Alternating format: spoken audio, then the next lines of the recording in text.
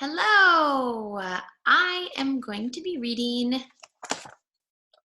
James and the Giant Peach by Roald Dahl. Um, just a heads up, sometimes this story gets a little bit scary, but the ending is beautiful, and if you stick with it, I think you'll have a good time. So here we go, chapter 1.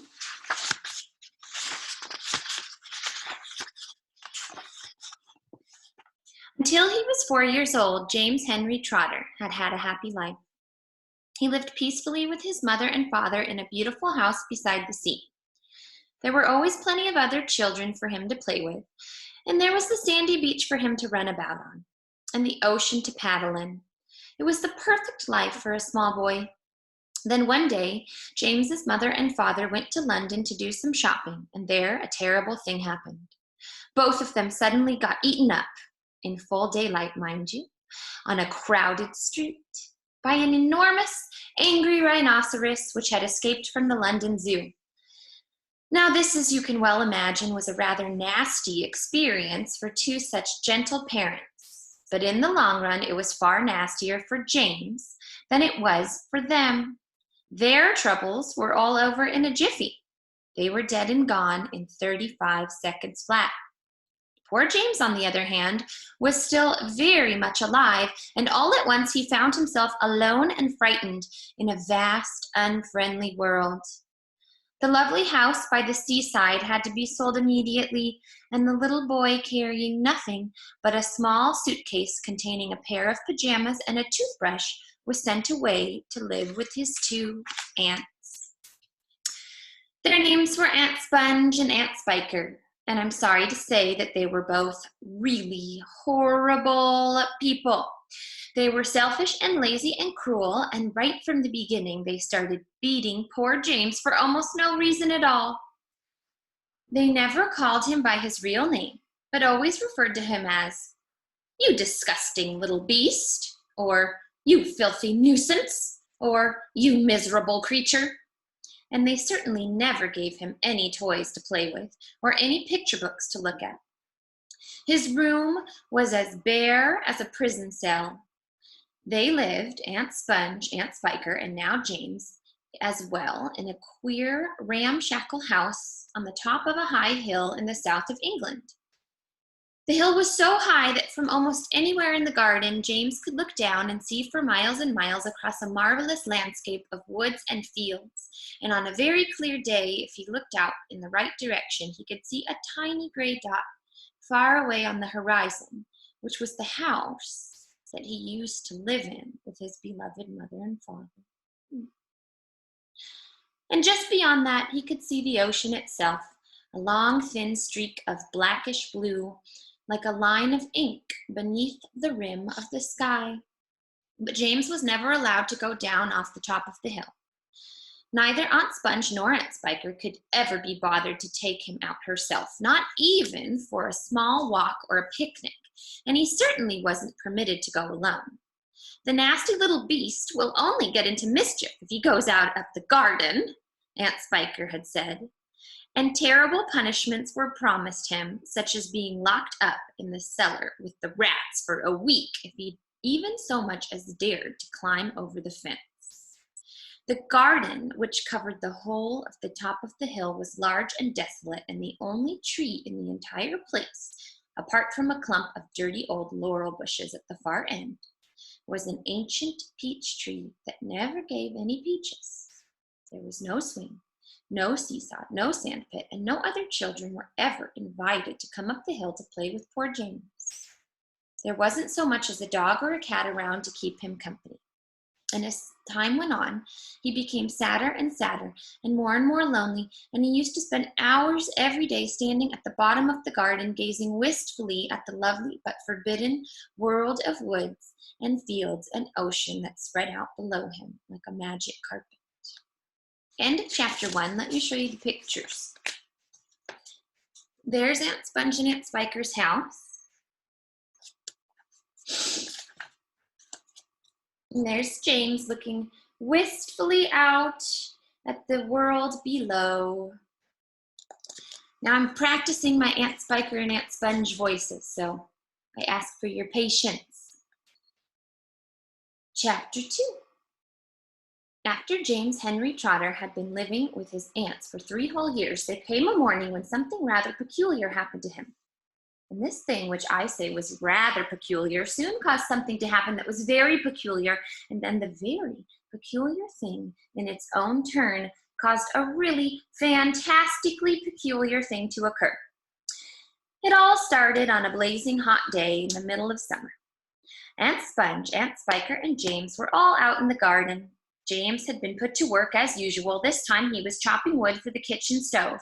Aunt Sponge and Aunt Spiker were sitting comfortably in deck chairs nearby, sipping tall glasses of fizzy lemonade and watching him to see that he didn't stop work for a moment. Aunt Sponge was enormously fat and very short. She had small piggy eyes and a sunken mouth and one of those white flabby faces that looked exactly as though it had been boiled.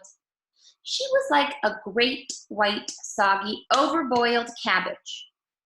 Aunt Spiker, on the other hand, was lean and tall and bony, and she wore steel-rimmed spectacles that fixed into the end of her nose with a clip. She had a screeching voice and long, wet, narrow lips, and whenever she got angry or excited, little flecks of spit would come shooting out of her mouth as she talked.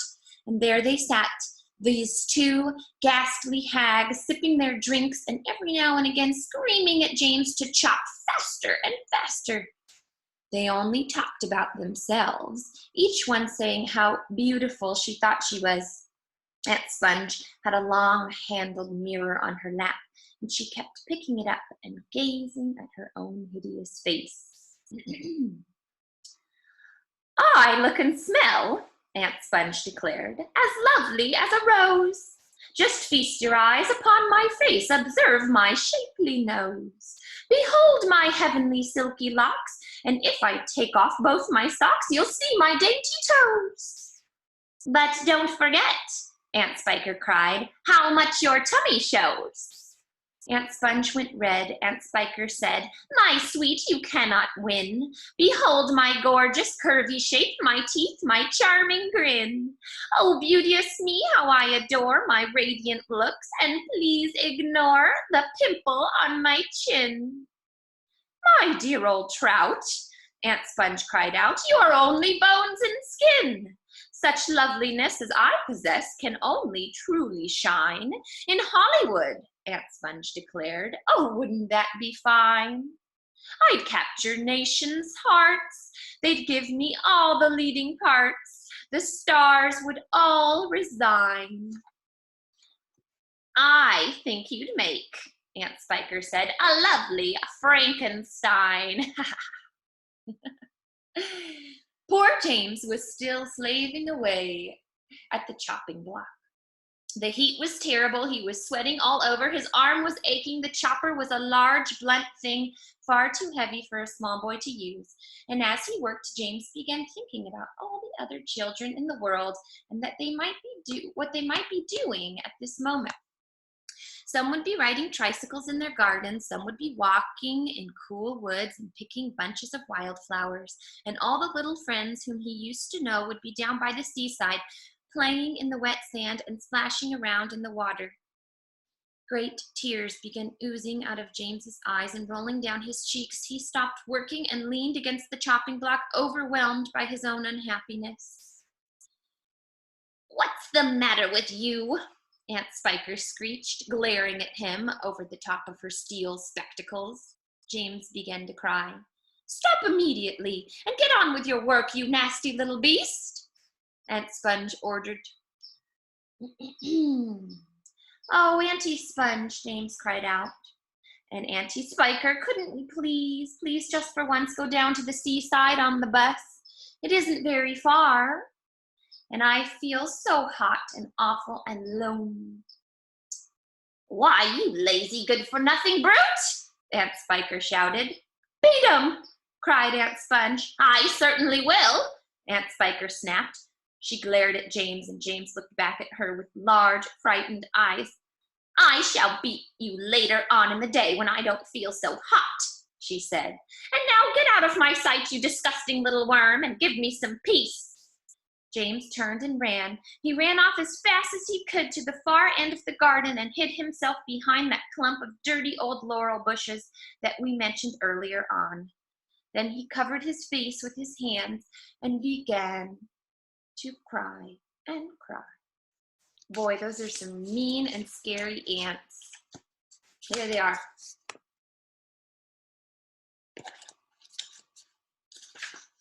There's James.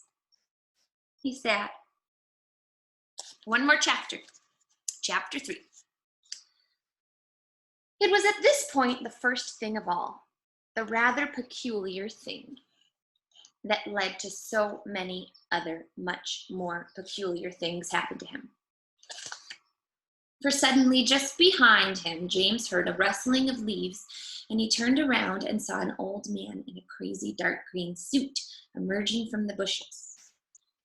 He was a very small old man, but he had a huge bald head and a face that was covered all over with bristly black whiskers. He stopped when he was about 3 yards away, and he stood there leaning on his stick and staring hard at James. When he spoke, his voice was very slow and creaky. "Come closer to me, little boy," he said, beckoning to James with his finger. "Come right up close to me, and I will show you something wonderful." James was too frightened to move. The old man hobbled a step or two nearer, and then he put a hand into the pocket of his jacket and took out a small white paper bag. "You see this?" he whispered, waving the bag gently to and fro in front of James's face. "You know what this is, my dear. You know what's inside this little bag." Then he came nearer still, leaning forward and pushing his face so close to James that James could feel breath blowing on his cheeks.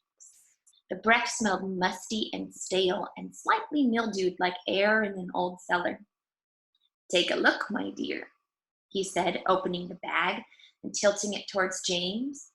Inside it, James could see a mass of tiny green things that looked like stones or crystals, each one about the size of a grain of rice. They were extraordinarily beautiful, and there was a strange brightness about them, a sort of luminous quality that made them glow and sparkle in the most wonderful way. Listen to them," the old man whispered. "Listen to them move." James stared into the bag, and sure enough, there was a faint rustling sound coming up from inside it. And then he noticed that all the sounds of the little green things were slowly, very, very slowly, stirring about and moving over each other as though they were alive. There's more power and magic in those things in there than in all the rest of the world put together," the old man said softly. But what are they?" James murmured, finding his voice at last. "Where do they come from?" "Aha," the old man whispered. "You'd never guess that." He was crouching a little now and pushing his face still closer and closer to James until the tip of his long nose was actually touching the skin on James's forehead. Then suddenly he jumped back and began waving his stick madly in the air. "Crocodile tongues!" he cried. 1,000 slimy crocodile tongues boiled up in the skull of a dead witch for 20 days and nights, with the eyeballs of a lizard and the fingers of a young monkey and the gizzard of a pig, the beak of a green parrot, the juice of a porcupine, and 3 spoonfuls of sugar. Stew for another week and then let the moon do the rest." All at once, he pushed the white paper bag into James's hand and said, "Here, take it. It's yours." I don't know about that. That's the end of chapter 3. I don't know if I was James, if I would want to take something so mysterious as this bag of supposed crocodile tongues. So if you tune in next time, you'll find out just what those magic little green things can do.